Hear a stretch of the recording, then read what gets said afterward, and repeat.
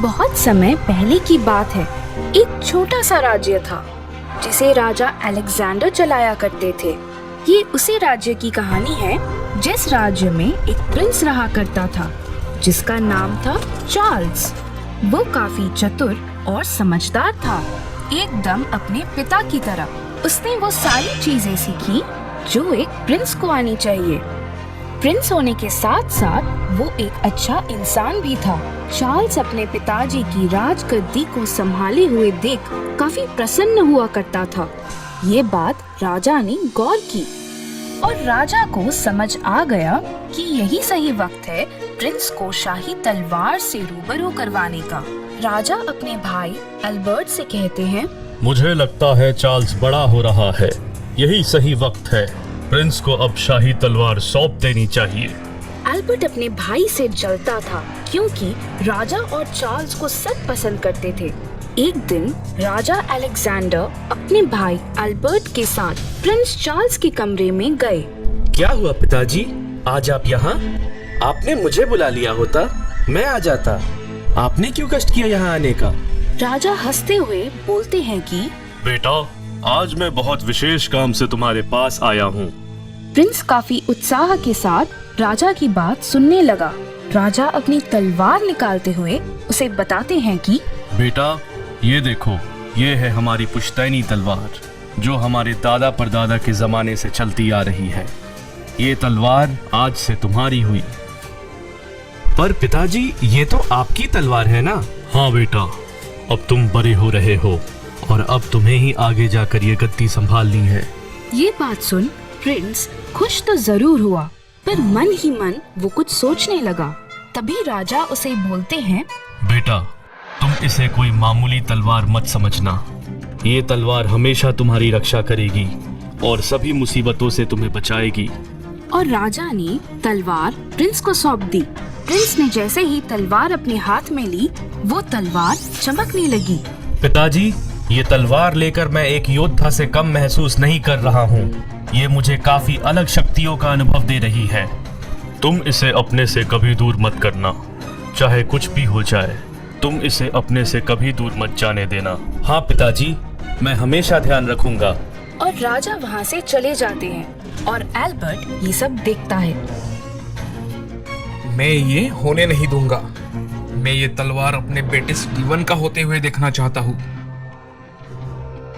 बस एक बार ये तलवार मेरे हाथ लग जाए, बाकी चीजें तो अपने आप मेरी हो ही जाएगी। कुछ साल बीत गए और एक दिन राजा अलेक्जेंडर बहुत बीमार पड़ गए। देखते ही देखते उनकी तबीयत और खराब हो गई। ये सब देखकर अल्बर्ट ने प्रिंस की शादी करने का प्रस्ताव उनके सामने दिया, जिसे सुन राजा अलेक्जेंडर ने बिना कुछ सोचे समझे अपनी हामी भर दी। प्रिंस की शादी किसी दूसरे शहर की प्रिंसेस से हो जाती है। प्रिंस और प्रिंसेस की सोच एक दूसरे से काफी मिलती जुलती थी। एक दिन राजा चार्ल्स कहते हैं, आज से तुम्हारा ध्यान अंकल एल्बर्ट रखेंगे और तुम्हें उनका कहना मानना पड़ेगा। कुछ दिनों बाद राजा चल बसे और सारा बोझ अब चार्ल्स पे आ जाता है। पर चार्ल्स चीजें काफी अच्छे से संभाल लेता है। एक दिन, अब तो तुम्हारे पिता भी नहीं रहे, तो ये तलवार अब तुम्हारे किस काम की? नहीं अंकल एल्बर्ट, पिताजी की ये आखिरी निशानी है। मैं इसे कभी भी किसी कीमत पे अपने से दूर नहीं कर सकता। तो ये ऐसे तलवार मुझे नहीं देने वाला। अब मुझे ही कुछ करना होगा।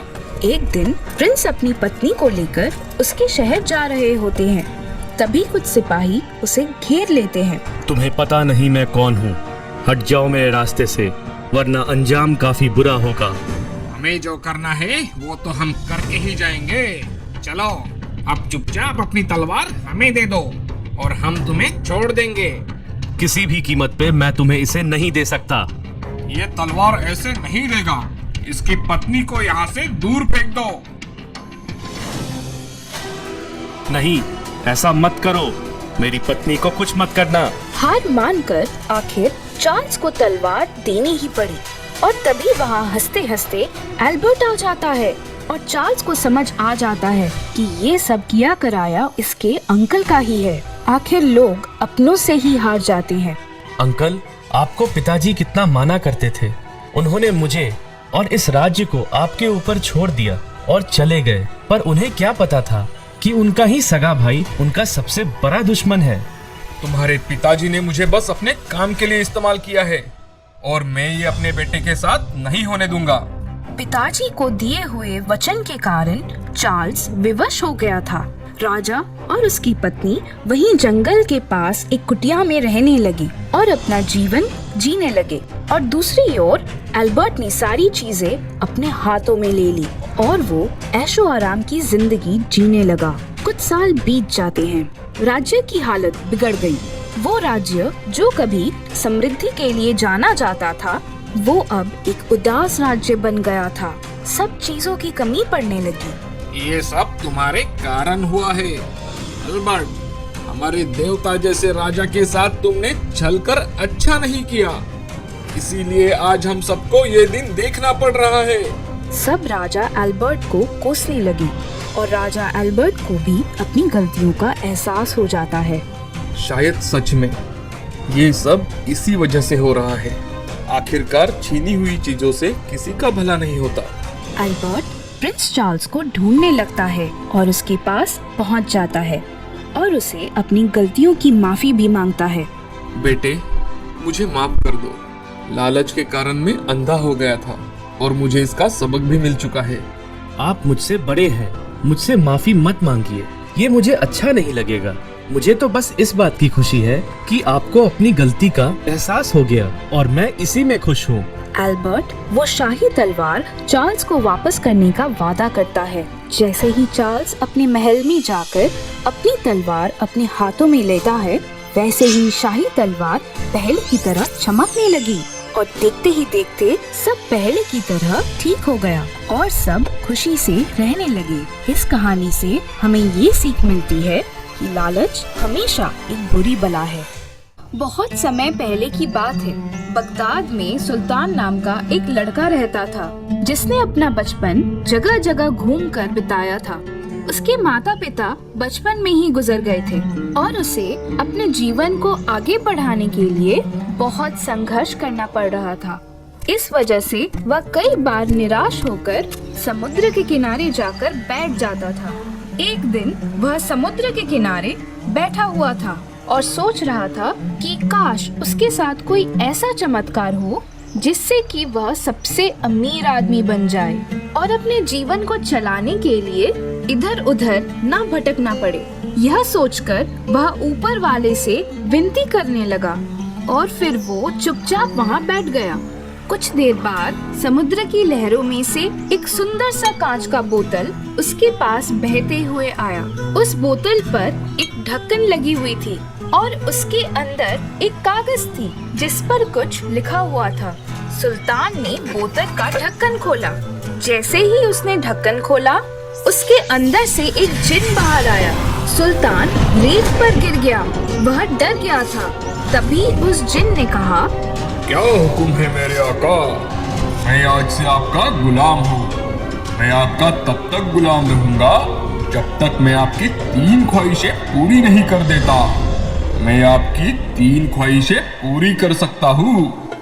जिन की बात सुनकर सुल्तान समझ चुका था कि उसे एक ऐसी चीज मिल चुकी है जो उसकी ख्वाहिशों को पूरा कर सकती है।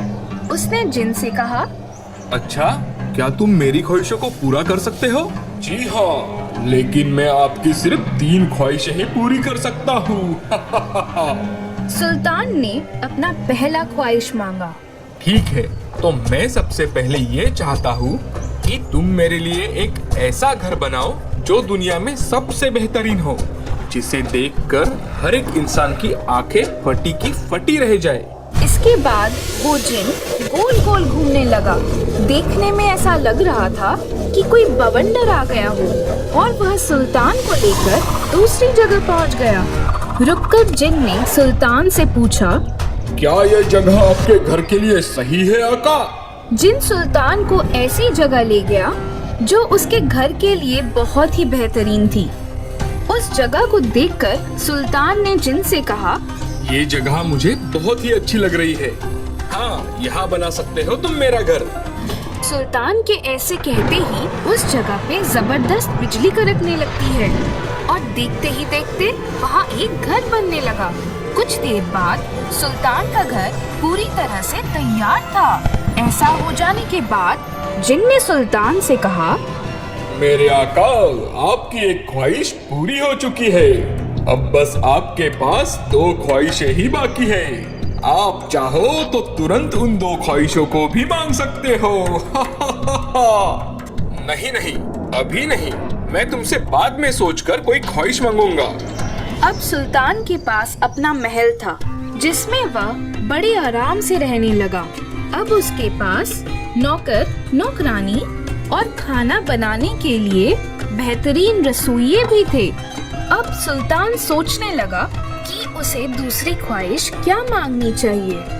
ये सोचकर वो बाजार की ओर चला गया। बाजार में उसने कुछ ऐसे बच्चों को देखा जो भूखे थे और दूसरों से खाना मांग रहे थे। उन बच्चों को देखकर सुल्तान को अपनी बात याद आ गई। एक समय गरीबी में उसे भी इसी तरह रहना पड़ा था, इसीलिए वह उनको देखकर उदास हो गया।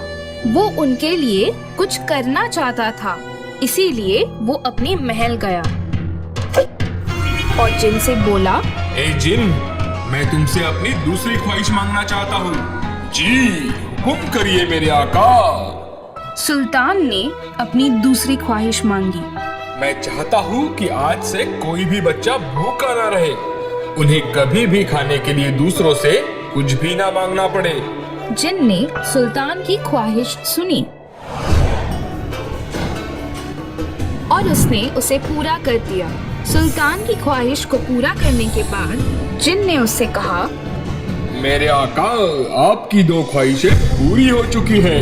अब आपके पास सिर्फ और सिर्फ एक ही ख्वाहिश बाकी है। क्या आप उसे अभी पूरा करना चाहते हो? नहीं, मैं अपनी तीसरी ख्वाहिश भी सोचकर ही बताऊंगा। अब सुल्तान खुश था कि अब उसके पास अपना खुद का महल था और बच्चों को अब से भूखा नहीं रहना पड़ता था। कुछ दिनों बाद सुल्तान को इस बात की याद आई कि उसकी तीसरी ख्वाहिश बाकी है, लेकिन वो ये भी सोच रहा था अगर वो तीसरी ख्वाहिश मांग लेता है तो उसके बाद क्या होगा? क्या वो जिन चला जाएगा या इसके अलावा कुछ और भी होगा?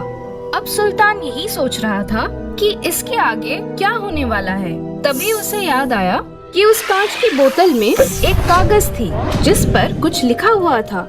वह तुरंत अपने बोतल को खोजने लगा। जैसे ही उसे वो बोतल मिली तब उसने उस कागज को बाहर निकाला। उस कागज में लिखा था, कोई भी व्यक्ति इस जिन से 3 ख्वाहिशें मांग सकता है, लेकिन 3 ख्वाहिशें पूरी हो जाने के बाद उस व्यक्ति को सारी जिंदगी इस बोतल में कैद होकर रहना पड़ेगा। इसके बाद वो जिन आजाद हो जाएगा।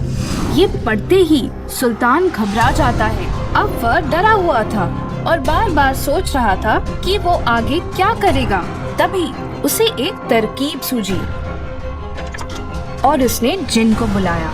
जिन उसके सामने हाजिर हुआ और वो बोला, क्या हुक्म है मेरे आका?